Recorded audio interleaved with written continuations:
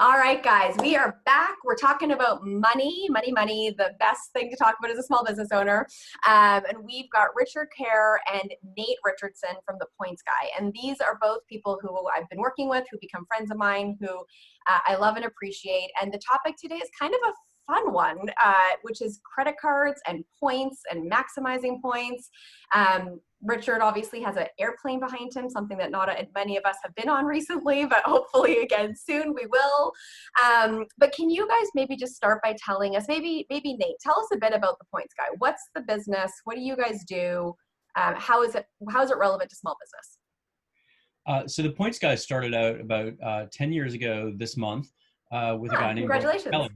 And Brian was getting hit up by all of his colleagues when he was working at a major investment bank because they knew that he could help them take all their credit card points and their award points and maximize them so that they weren't using them foolishly, and they were figuring out how to take their families on great trips.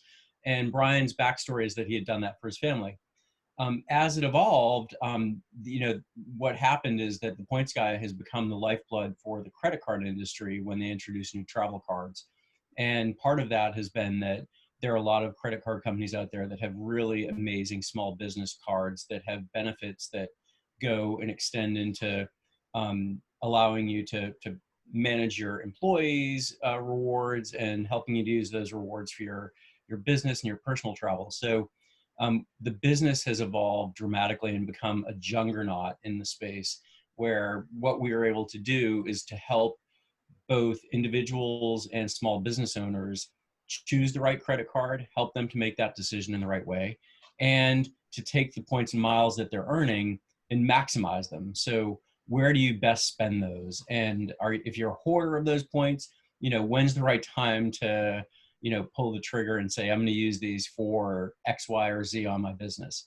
And, we have seen a total evolution and growth in this business where so many people want to get the right card at the right time, figure out how to leverage it and spend those points and miles. So we're at the center of the whole points and miles universe and figuring out how to maximize your rewards for small businesses. And Richard, who we'll hear from, is probably one of the leading experts for this space and has been doing it for probably as long as Brian. Awesome. Well, it's funny. I remember I met Brian the first time because I literally started talking about how terrible I was at maximizing my points.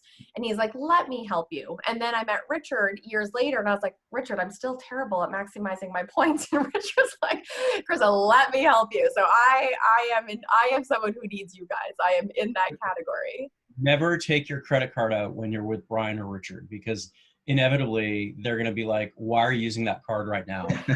And I've known Brian for 9 years, and he literally shames me every time I think I've got it. And he's like, not that one, right? You get 4x points with that other card. I'm like, oh. So this is actually a good question. Richard, this is my first question for you. So I feel like what you're describing, so I get excited at the thought, like, oh my gosh, I could earn all these points. Like, how exciting is that? And then I get overwhelmed at the, it seems so complicated. Like, how am I going to remember to pull this card out at this thing and this card at this one? And do I even have the right card? And then I just don't do it. So I'm missing out, I'm sure, on tens of thousands of dollars of travel and point easy a year. How he'd simplify it. Richard, teach us. How do you do this in a way that just doesn't feel like who has time to figure this out? Yeah, that's the entire reason the Points Guy exists, because it is complicated, and small business owners and then people looking for personal credit cards have a plethora of options. So here is how I break it down if you are a newbie in points and miles. It is all about being goal focused. If you want to travel, where do you want to go? How long do you want to go? What level of luxury do you want to travel in? And if you don't want to travel, you want to maximize cash. You want to maximize the cash back. So first, set your goal. Do I want cash or do I want amazing travel? After you do that, then you can pick, hey, which airline will get me to where I want to go?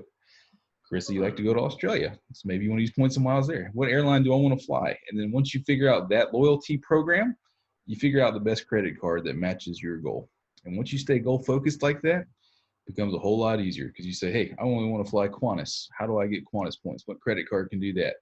Or if you say, hey, I want to maximize cash back, And most of my spend is in category X. There are great decision tools out there and references on the Points Guy that will help you maximize cash back. So stay goal focused. Don't try and take it all in at once. Sign up for the Points Guy newsletter, and it will learn you on a daily or weekly basis. But being goal focused is the only way to start eating that elephant. That is actually really helpful. That's like, duh, I should have talked to you about this a while ago, Richard. That is helpful. Lots of practice. It is interesting because I'm very goal focused, but I definitely am in that category of, oh, well, I've got this card that gives me cash and this card that gives me points and this card, and then none of them really get me anywhere because it just doesn't make any sense when I put it all together. So you've just cracked the code in a very helpful way, actually. Okay, I like that. You can do both, and you can be a crazy person like myself or Brian, where we have a lot of credit cards that do a lot of different things. But for the average consumer, I would say 1 or 2 credit cards is going to help you reach those goals. It can be both cash and travel. So don't be hesitant to get more than one if you can do it responsibly. How many credit cards do you have? Am I allowed to ask that question? You're allowed to ask it. I will say greater than 30, believe it or not. Are you kidding? No, I'm not kidding. My credit score is almost 800, and it always stays that way. A lot of myths out there about the business and personal credit reports. Bottom line is if you pay your bill on time and in full every single month and you keep organized, increasing your access to credit only increases your credit score. So, but again, I'm a crazy person. I use all of these benefits and these points and miles. It takes a very special nerd to do that. So, I think I want to be one of those nerds though. I'm actually getting I'm really getting excited. What about you, Nate? Do you working in this business, has it made you more focused on this? What's your goals? So I actually have, I've received a few new cards since I've joined the Points Guy team. Brian, 8 years ago, nudged me into getting a Chase Sapphire Preferred card. So largely because of what you get on restaurants in New York City. And I also am about to say that I have been loyal to many airlines, but having joined the Points Guy, I'm really grooving to the Delta Reserve card and benefits. And I have more conversations around the joy I've gotten out of and the confidence I have in traveling with Delta. So it's this, my new goal is to get status on Delta. And so I've been using the card and trying to get to that, at least to the silver status. And I think I've met that. Awesome. That's a great, case oriented. Delta Reserve card is a great case study for small business owners who travel. So there is a Delta Reserve for Business card from American Express. Helps you earn status if you put spend on it. Right now you get bonus points at restaurants. You can get into the Delta Sky Club with it. And you actually get bumped up a status category for upgrades. So if you and somebody else has the same status, but you have the reserve card, you get the upgrade and they don't. All things that make the business traveler's life easy just by holding this credit card on top of earning all the Sky Miles for free trips. So if that's something right there that you're looking for, it can really make the small business owner traveler's life a lot easier. So every time I talk about something like this, I think to myself, this is such a no-brainer. This is obviously so obvious. Everyone should do it. What do you think prevents people from just sort of sitting down, getting the right credit card, and starting to get some of these goals figured out? What do you see as in the way? Because it always seems too good to be true whenever I talk to you guys. I'm like, oh yeah, I should just do that, and then I inevitably do not. So what do you guys see? What is in the way of people taking advantage of these things that are there? I think number one is skepticism. Everybody thinks that there's something waiting to be a got you or anything like that. And growing up in the South, I'm a naturally skeptical person. And I thought the same thing before I got into this. It's too good to be true. And people honestly believe that, which is why a lot of the time credit card companies have great success making things as transparent and as simple as possible.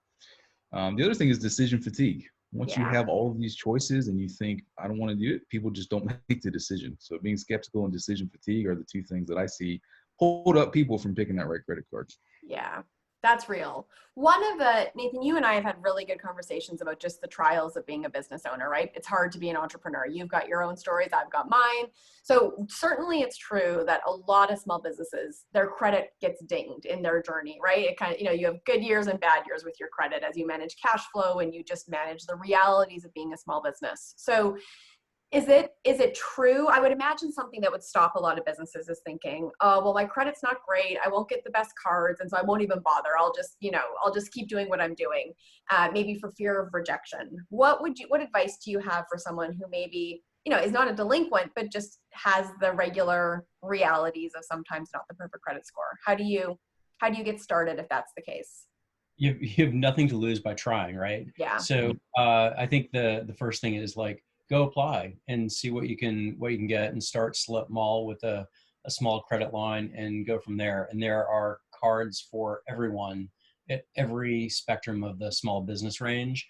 And most banks want small businesses, and most credit card companies want small businesses because it's a great way for you to start with them.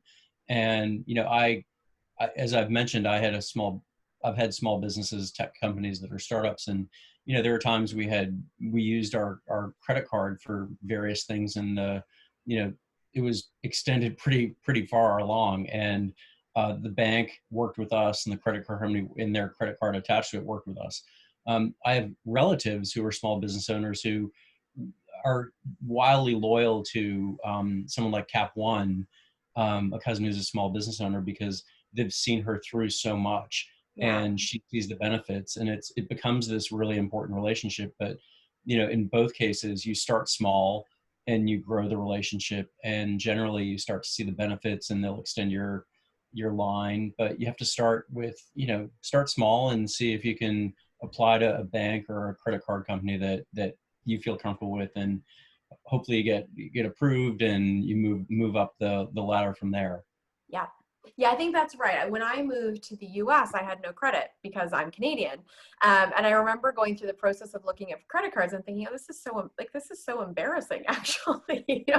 I don't have a credit score here. But you're right. That is what I did. I just took small lines. 2 of them I secured with cash, and then I paid them off for 4 or 5 months. And then, and it does actually build up. I was amazed how quickly I was able to build credit. It didn't take as long as I thought it would, actually.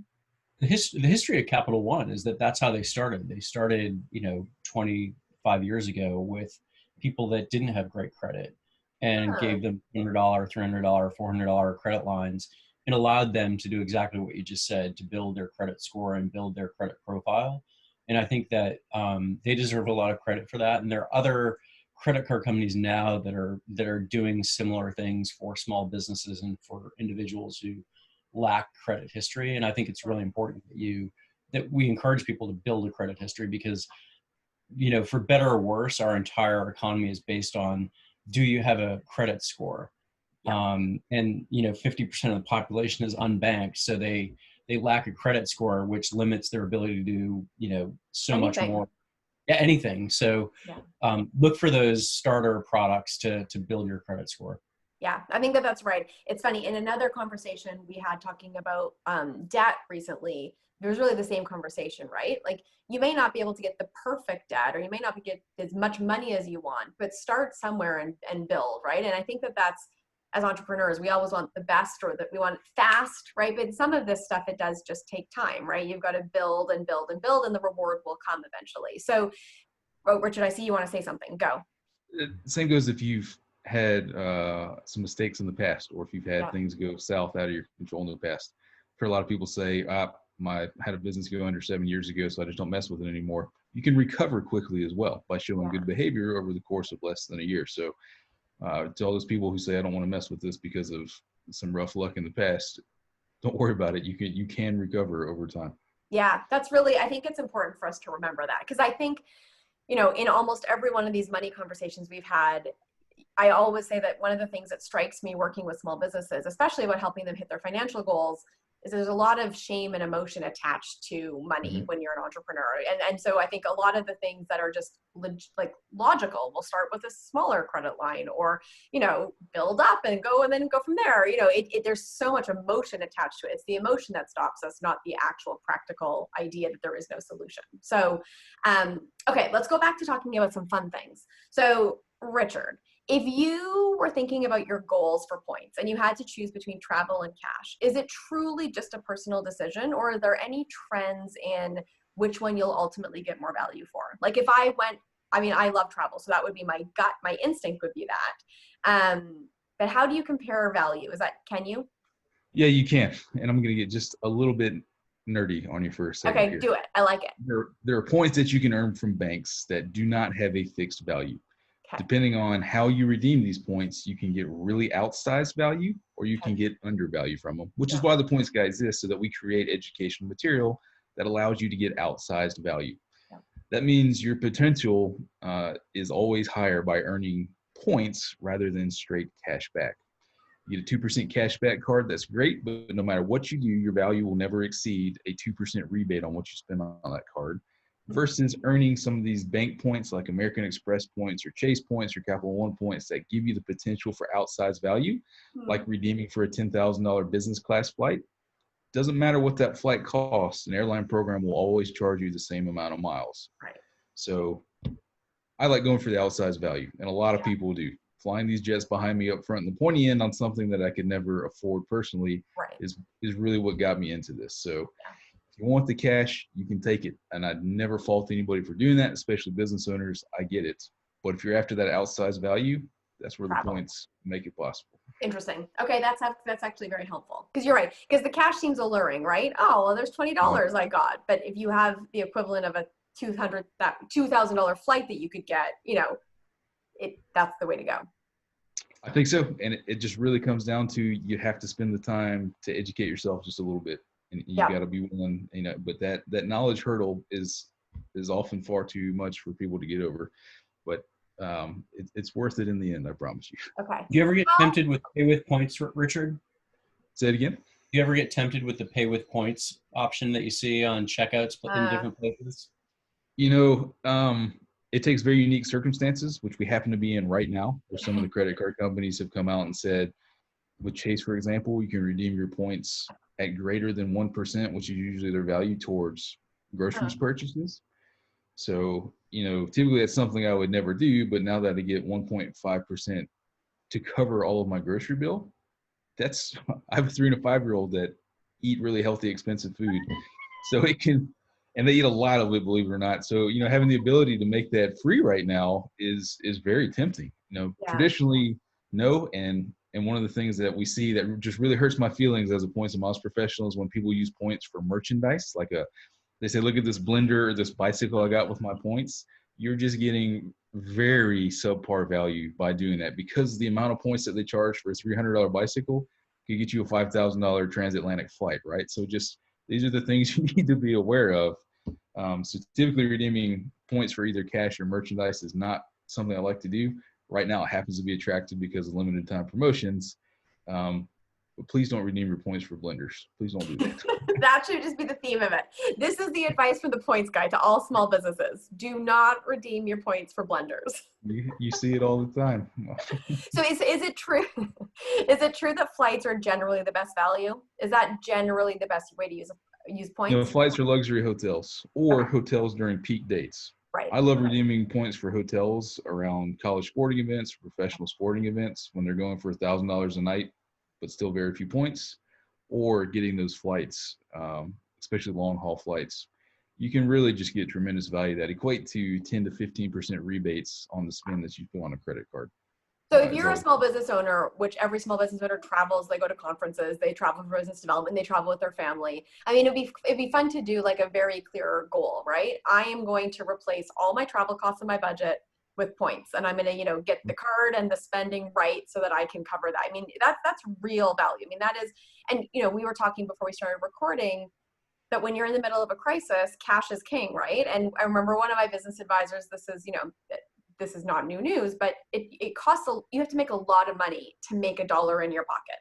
But you just have to not spend $1 in your pocket to have $1 in your pocket, right? It's essentially cutting expenses is a more efficient way to preserve cash than trying to just always generate new revenue. And so, I mean, if you think about the practical element of this, right? You essentially cut out your travel budget, or you dramatically decrease it if you use the points properly.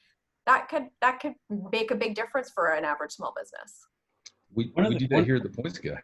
Yeah. Right, Nate? I mean, we use the points that we earn as a company to pay for business travel, right, to keep our expenses down. That's exactly what we do. Yeah. We hear a lot about small businesses that, they choose a brand, say IHG, which owns Holiday Inn, Holiday Inn Express. And for all their small business travel, they'll stay at the Holiday Inn brands, but their goal will be to stay at a personal vacation with their family at one of the Kimptons or one of the luxury properties in the IHG collection. And similarly, they'll do the same with Marriott or with they'll do it with Hilton, where they'll stay at like the business traveler economy brands in their portfolio.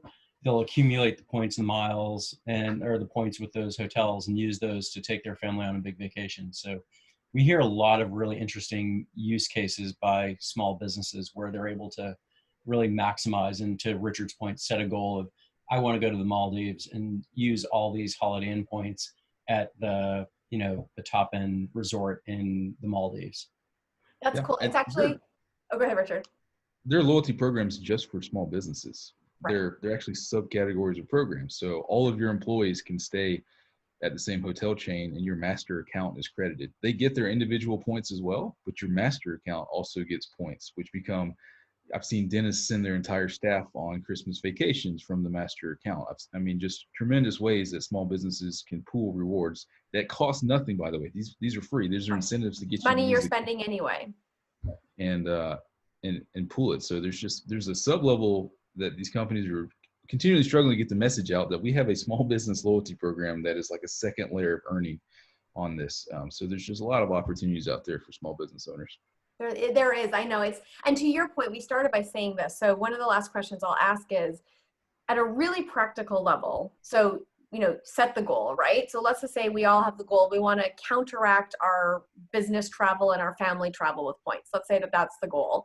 So then what do you do next? Do you start exploring credit cards? Is that sort of the next option to make sure you've got the right credit card? Is that step 2? Yep. If you know that you have to send your entire staff to a conference in Florida every single year, I would look at, okay, what airline do I always fly? We always fly Southwest because it's affordable for my business. What credit card is going to get you Southwest points? Right. That's literally how it starts.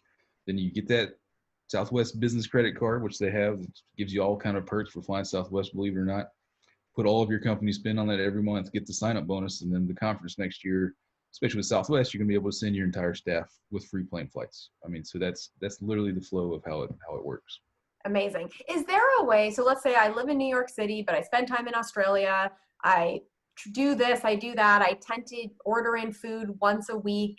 Is there a way to figure out what card has the best point structure based on lifestyle? I don't know if I'm asking that properly. So maybe it's not about destination of travel, but I use my card in all these ways. Are there calculators? Like, is there anything like that? Maybe I'm asking you a leading question. Maybe you guys have that. I actually don't know. I am sure genuinely asking that question.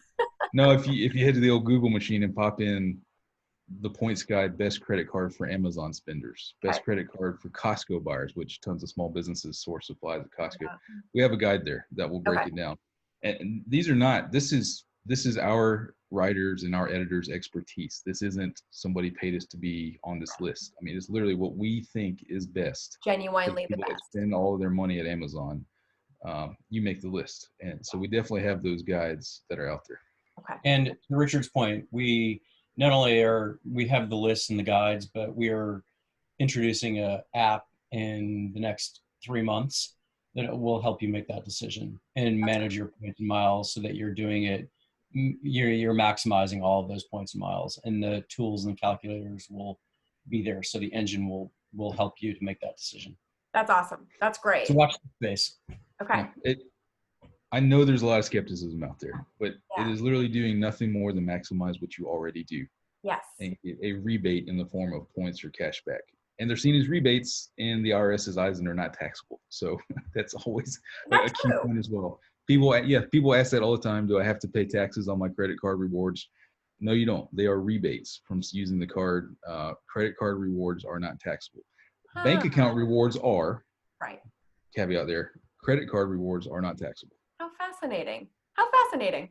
So literally, I mean, it's so interesting, right? I feel like I get educated every time I talk about these things. It is literally just about investing a little bit of time up front for this ripple effect that just goes on and on and on, right? Because I'm assuming the longer you use the card, the more points you get, the better, the more savvier you get. I'm sure just like any behavior, you get better at it as you go. So what's your best guess? Do you spend 5 hours to sort of get started and get it figured out? Do you spend 10 hours? Like if you had to put a time budget in place to do the research, set the goals, apply for the right credit card, organize, what's your best guess? How long does it take really?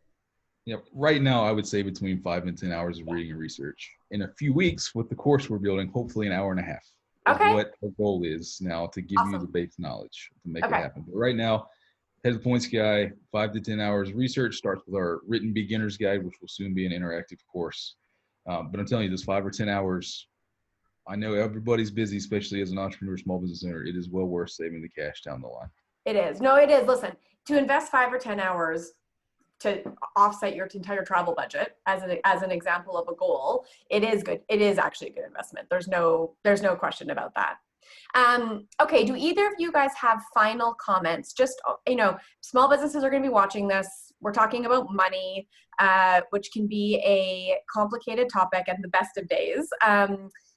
Extra complicated when the world feels like it's in crisis. Is there a book you've read or a resource that you go to or advice you've been given? Is there anything that you just have from sort of your personal experience, or maybe it's even resources that you've created for the Points Guy that you think is just particularly helpful for a small business to reference or read or view or think about? I would start and say you're not alone, and there are a lot of people out there like you. Yeah. And I would encourage you to join our Facebook small business group, because it's a very active group where people share their struggles, they share their goals, they share their tips and tricks. And you're not alone, and you should not be afraid to reach out on one of those groups and ask a question and ask for help, because as someone who's started several small businesses, one of the hardest parts is that it's a very lonely process, and there's a lot of shame, intimidation, and fear, but don't be. And these groups are meant to be a safe place where you can help to build and gain the strength and the courage and the confidence in what you're doing. Awesome. Thanks. That's great. Yes, would agree with that, where I spend a lot of my time in the small business Facebook group there. I just read a book called Who Moved My Cheese by Spencer Johnson. It is less than an hour read. It is all about change and adapting. So please, Who Moved My Cheese is on Amazon bestseller. Please read that book, less than an hour. And then secondly, as far as credit cards go, these are instruments that, if used irresponsibly, can get you on the wrong side of things. So please do not undertake what we're talking about unless you know you can use it responsibly. And then absolutely, what Nathan said, community is one of the best resources that we can all use right now to stay in a positive place. So whether it's the Points Guy or not, please find a community of like-minded small business owners. Awesome. Very good. I love that you had a little, your disclaimer in there as well. Very well done. Yeah. It is true.